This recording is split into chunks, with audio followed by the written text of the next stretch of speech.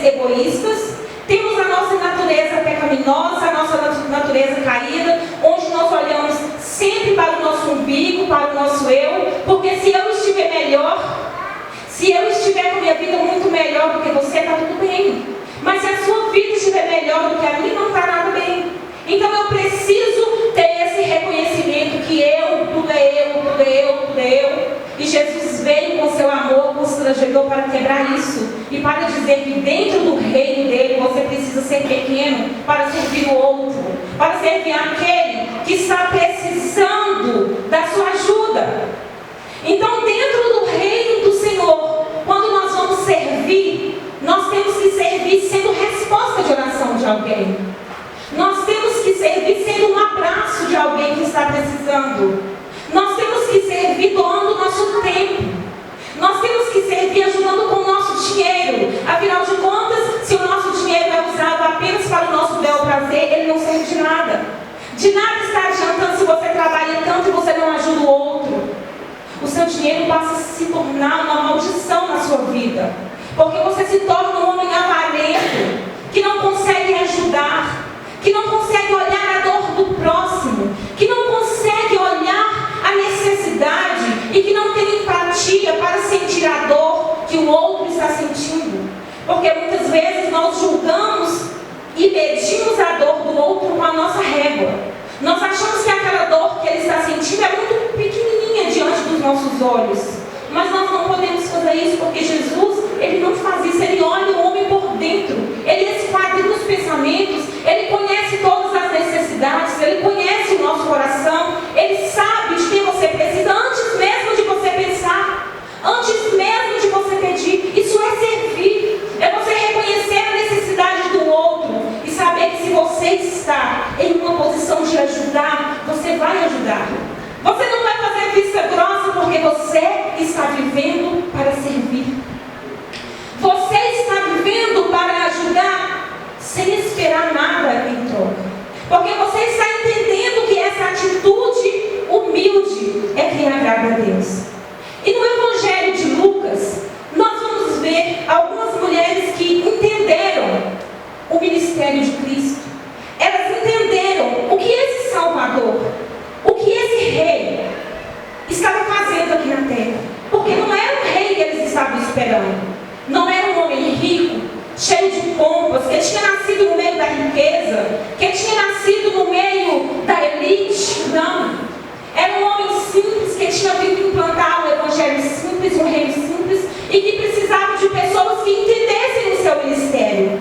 Então Lucas, que foi um grande historiador, médico, grego, ele vai deixar escrito das mensagens também mais bonitas, um dos evangelhos que possui mais conhecimento, mais informação, para que nós entendêssemos a caminhada de Cristo, e ele escreve com riqueza de detalhes. É um evangelho que enfatiza a importância das mulheres no reino do céu. Ele enfatiza sobre Maria, mãe de Jesus, sobre Isabel, sobre as viúvas, a profetisa Ana. Ele fala com grande ênfase de Maria e Marta, as amigas de Jesus. E ele dá ênfase a esse ministério das mulheres na vida de Jesus. Então no capítulo 8, no versículo de 1 ao 3, Lucas vai falar sobre algumas mulheres que acompanharam Jesus e os discípulos. Ele vai dizer assim para nós: e aconteceu depois disso, que andava de cidade em cidade e de aldeia em aldeia, pregando e anunciando o evangelho do reino de Deus. E os 12 iam com ele. E também algumas mulheres que haviam sido curadas de espíritos malignos e de enfermidades. Maria, chamada Madalena, da qual saíram 7 demônios. E Joana, mulher de Cusa, procurador de Herodes. E Susana, e muitas outras que o serviam com suas fazendas. Lucas vai nos dizer aqui de algumas mulheres que eram patrocinadoras do ministério de Jesus. E ele vai começar dizendo que Jesus ele andava de cidade em cidade e de aldeia em aldeia. Naquele tempo, a Galileia já era um lugar muito povoado, que tinha muitas cidades, mais de 200 cidades já povoavam aos arredores da Galileia E dentro da cultura judaica, as mulheres não podiam ser ensinadas por nenhum mestre. E aqui nós vemos Jesus quebrando essa tradição judaica, que ele permite ser acompanhado e ele permite ser patrocinado por algumas mulheres. E Lucas vai nos dizer que essas mulheres, elas iam com Jesus de cidade em cidade. Então vocês pensem comigo, nós estamos falando de mais de 2000 anos atrás. Aquelas cidades não tinham a infraestrutura que você conhece hoje. Não tinham as tecnologias que você conhece hoje. O desenvolvimento, não. Nós estamos dizendo de cidades de 2000 anos atrás. E o que eu acho interessante aqui é porque fala que Jesus estava com seus discípulos. Então, se ele estava com 12 discípulos, mais Jesus, 13. Mas essas 3 mulheres, só aí nós temos 16 pessoas andando de cidade em cidade e de aldeia em aldeia. E Lucas vai dizer que muitas outras mulheres que serviam com suas fazendas. Ele não vai falar a quantidade de outras mulheres que estavam acompanhando Jesus, mas ele diz que muitas outras mulheres. Então vamos imaginar aí no mínimo uma caravana de 40, 50 pessoas que estavam andando de cidade em cidade, e essas mulheres patrocinavam, pagavam alimentação, pagavam hospedaria, tudo que Jesus precisava, elas estavam ali prontas para atendê-lo. E o interessante aqui é que nós vemos Jesus fazer tantos milagres, mas ele nunca fazia milagres para o seu bem próprio, ele sempre fazia para o outro. E ele aceita de muito bom grado a ajuda e o patrocínio dessas mulheres. Então Jesus está pregando, essas mulheres estão acompanhando, e Lucas vai nos dizer que em determinado momento, Jesus chama os discípulos e essas mulheres ouvem essa conversa que Jesus disse, e Jesus disse que já era tempo dele voltar. A Páscoa estava se aproximando e ele precisava voltar para Jerusalém. Aquilo que já estava escrito em sua agenda estava próximo a se cumprir.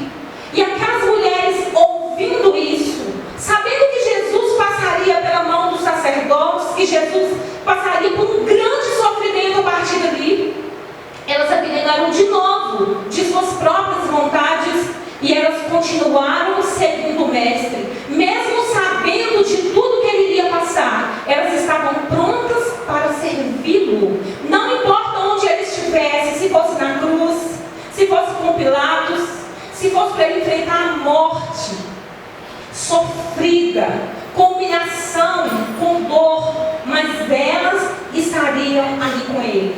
Afinal de contas, essas mulheres não abandonaram Jesus um momento sequer. Elas sobem com Jesus e elas estão presentes ali com Jesus no momento da sua crucificação. Jesus vai para Jerusalém, essas mulheres estão acompanhando e Jesus então é preso. Jesus é levado ao sinédrio. Ele é acusado de blasfêmia, acusado de conspiração.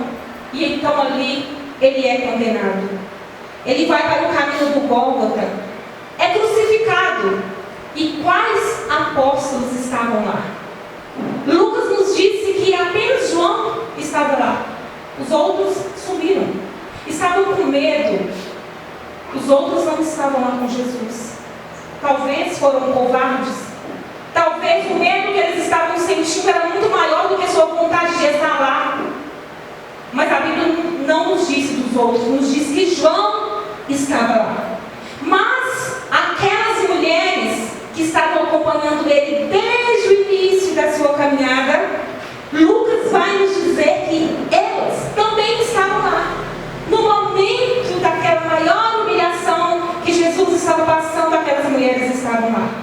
Lucas vai nos dizer, no capítulo 23 e 49, eu vou ler para confirmar o que eu estou dizendo aqui. Lucas, no capítulo 23 e 40, versículo 49, está dizendo assim: e todos os seus conhecidos e as mulheres que juntamente o haviam seguido desde a Galileia estavam de longe vendo essas coisas. Lucas vai nos dizer que tinham muitas pessoas ali desesperadas, sem saber o que estava acontecendo, chorando. Jesus falou para essas pessoas: chorem pelos seus filhos. Mas a Bíblia não diz que essas mulheres estavam ali desesperadas.